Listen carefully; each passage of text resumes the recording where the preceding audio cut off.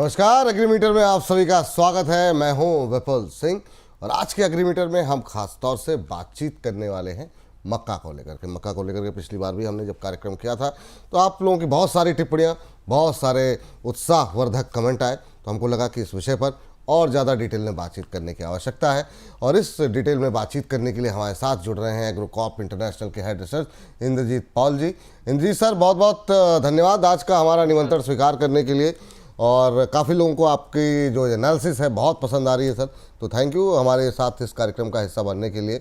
सबसे पहला सवाल जो आपसे जानना चाहेंगे वो जानना चाहेंगे कि अगर हम करंट खरीफ सीजन की बात करें तो मक्का की खेती करीब 12% के आसपास आगे चल रही है।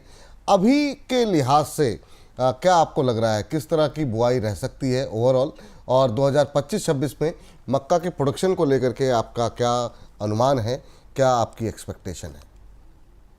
मक्के की बुआई जो है लगभग लगभग अभी एंड पोजीशन पे ही है, टुवर्ड्स द एंड है। और इसका जो एक्रेजेस है लगभग आपका 93.3 लाख हेक्टर्स के आसपास, जैसे कि रिसेंट अभी आज कल का रिपोर्ट है उसके बेसिस पे। और अ, अगर हम नॉर्मल एरिया देखें तो नॉर्मल के हिसाब से भी काफ़ी अपसाइड है, लगभग 18% अपसाइड है। और पिछले साल के हिसाब से लगभग वही 12% अराउंड अपसाइड है, जो कि एब्सोल्यूट नंबर्स में बात करें तो 9.8 लाख हेक्टर्स की अपसाइड है। तो इस बार हमने काफ़ी फार्मर्स की तरफ से काफ़ी इंटरेस्ट देखा है मक्के की तरफ, क्योंकि एक तो इसका डिमांड भी काफ़ी अच्छी चल रही है, और दूसरा है कि इसके प्राइसेस भी लगभग मतलब सपोर्ट लेवल पे थे as compare to other commodities like oil seeds और पल्सेस। तो इसी बीच हमने देखा है कि एक्रेजेस शिफ्ट हुए मेज के तरफ from oil seeds, some parts from pulses also. और प्रोडक्शन के बारे में बात करें तो लगभग मेरा अनुमान वही है कि 10% अपसाइड हम प्रोडक्शन में देख रहे हैं इस साल, जो कि आपका खरीफ मेज का प्रोडक्शन रहेगा लगभग वही 270 लाख टन्स के आसपास का प्रोडक्शन रह सकता है इस बार। जी, साथ ही सर अगर सप्लाई साइड से देखें तो क्या सिचुएशन दिखाई दे रही है? अगर पूरे साल की बात करें 2025-26 की, तो कैसी सिचुएशन आप देख रहे हैं सप्लाई साइड से? ओवरऑल सप्लाई साइड का बारे में बात करें तो इस बार सप्लाई भी काफ़ी कंफर्टेबल जोन पे ही है, क्योंकि पिछले साल का जो कैरी ओवर स्टॉक है वो भी काफ़ी रहे हैं, क्योंकि पिछले साल भी खरीफ प्रोडक्शन काफ़ी अच्छा था। इवन जो रबी सीजन का प्रोडक्शन या समर सीजन का प्रोडक्शन, तीनों ही बराबर अपसाइड में ही थे, जिस वजह से इस बार अपने पास कैरी ओवर भी ज़्यादा है। और हम एक उम्मीद भी कर रहे हैं कि नेक्स्ट सीजन का क्रॉप भी बम्पर ही रहेगी। तो इस हिसाब से सप्लाई का तो कोई कांस्टेंट है नहीं इस साल। और लगभग वही सप्लाई साइड से भी अगर हम बात करें तो 12% का अपसाइड तो रह सकता है पिछले साल के हिसाब से सप्लाई। और वही अगर सप्लाई की बात सर, अगर डिमांड की बात करें तो वहाँ पर क्या सिचुएशन दिखाई दे रही है? कौन से वो सेक्टर्स हैं ऐसे जहाँ पर आपको लग रहा है कि सबसे ज़्यादा डिमांड जो है वो आती हुई दिखाई देगी, और कौन से वो सेक्टर है जहाँ से आपको लगता है डिमांड थोड़ी सी कम रह सकती है, हल्की रह सकती है? हाँ, मक्के की डिमांड के बारे में बात करें तो पिछले सालों में हमने देखा है कि मक्के की जो डिमांड है वो काफी एवरी ईयर लाइक 7 to 8% के CAGR में ग्रोथ हो रहा है। लाइक पहले तो क्या था कि मक्के का जो मेजर कंज्यूमिंग सेक्टर था वो पोल्ट्री फीड इंडस्ट्री या कैटल फीड इंडस्ट्री से ही था, जो लगभग 70% ऑफ द शेयर कैटल करते थे। बट हमने लास्ट 2 साल में ऐसा देखा है कि इसमें शिफ्ट हुआ है डिमांड में। लाइक डिमांड ड्राइवर्स में भी इथेनॉल का भी एक अच्छा खासा भी रोल प्ले हो रहा है। और जैसे पिछले सीजन में जो 24-25 का सीजन था, उसमें भी हमने देखा है कि लगभग आपका 100 लाख टन मक्का तो इथेनॉल से ही डिमांड आ रही है। और बाकी सेक्टर की बात करें जैसे स्टार्च हो गया, उधर से भी 50 50 से 60 लाख टन का तो डिमांड रहती है।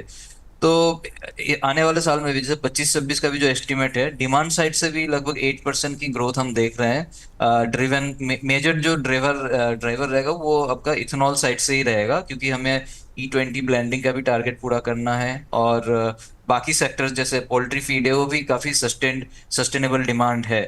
तो इसी बीच मुझे वही लग रहा है कि 7 to 8% का ग्रोथ हम देख सकते हैं इस साल। अब सर अगर प्राइसेस को लेकर के बात थोड़ी सी करें आपसे, और उससे पहले आपसे जानना चाहेंगे क्योंकि एक बड़ा घटनाक्रम रहा, ट्रम्प साहब ने जो टैरिफ वाला मसला है वो एक दिन पहले अनाउंस कर दिया, वो तो खैर एक दिन बाद होता कोई बात नहीं, लेकिन ये तो क्लियर है कि ये जो ट्रेड वॉर है वो थोड़ी बढ़ती हुई दिखाई दे रही है। इसका एग्री कमोडिटीज़ पे, मक्के पर कहीं कोई असर है, या फिर आपको लगता है कि नहीं ये पूरी तरीके से अछूता है इससे? मक्के में इंडियन मेज के बारे में बात करें तो ज़्यादा इम्पैक्ट नहीं रहेगा, क्योंकि हम आज के डेट में एक्सपोर्ट्स भी अगर कर रहे हैं तो इन एंड अराउंड जो भी नेबरिंग कंट्रीज है, जैसे नेपाल हो गया या भूटान हो गया, इसी कंट्रीज में ही कर रहे हैं, या फिर श्रीलंका में। इवन बांग्लादेश वाला मार्केट भी अभी डिमांड कम है इंडिया से। तो मुझे लगता नहीं है कि इंडियन एक्सपोर्ट्स में ज्यादा कुछ इम्पैक्ट आएगी आगे चलकर। और इवन अपना डोमेस्टिक कंजम्पशन भी इतनी तेजी से बढ़ रही है कि हमारे पास सरप्लस जो रहता था पहले एक्सपोर्ट्स के लिए, वो भी धीरे धीरे घट रहा है। ठीक, तो इसी बीच मुझे लगता नहीं है कुछ इम्पैक्ट कोई रहेगा खास इंडियन। इम्पैक्ट रहेगा। चलिए ठीक सर, लास्ट सवाल आपसे कि मक्के की प्राइसेस को लेकर के, कीमतों को लेकर के, ट्रेडर्स के लिए, किसानों के लिए क्या आउटलुक आप देख रहे हैं, उनके लिए क्या सजेशन रहेगा आपका? मक्के की प्राइस का आउटलुक के बारे में बात करें तो जैसे अभी सेंट्रल इंडिया के जो प्राइसेस है, जैसे एमपी के प्राइसेस है, ये साइडवेज ट्रेंड पे ही रहेंगे अगले एक महीने में, क्योंकि उधर स्टॉक्स भी काफी है। लाइक एमपी राजस्थान दोनों ही मार्केट्स में स्टॉक्स, पिछले साल का कैरी ओवर स्टॉक्स काफी पड़ा हुआ है। और डिमांड, इवन तो डिमांड है, कंटिन्यूअस डिमांड है, बट उस हिसाब से स्टॉक्स थोड़ा सरप्लस है। तो इस वजह से हमें लगता नहीं है कि ज्यादा कुछ तेजी रहेगी। इवन मार्केट साइडवेज ही रहेंगे।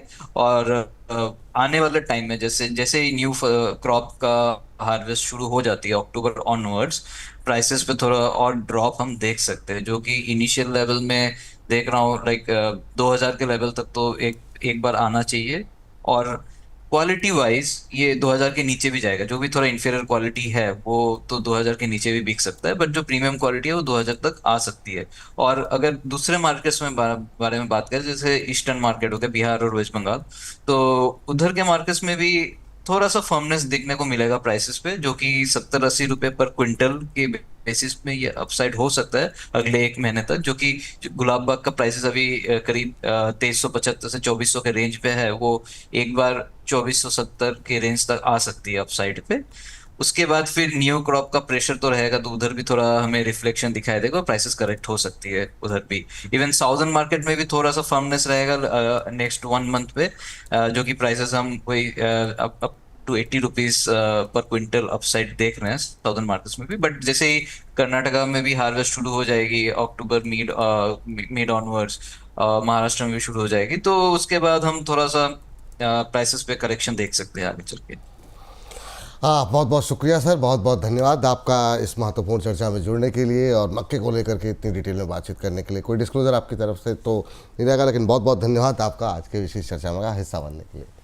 धन्यवाद। तो चलिए फिलहाल के लिए इस कार्यक्रम को समाप्त करते हैं, और लगातार आप बने रहिए बोनस के साथ। और इक्विटी हो, कमोडिटी हो, पॉलिसी हो, हर जानकारी आपको यहीं पर सबसे पहले, सबसे बेहतर तरीके से मिलेगी। मुझे इजाज़त दीजिए, नमस्कार।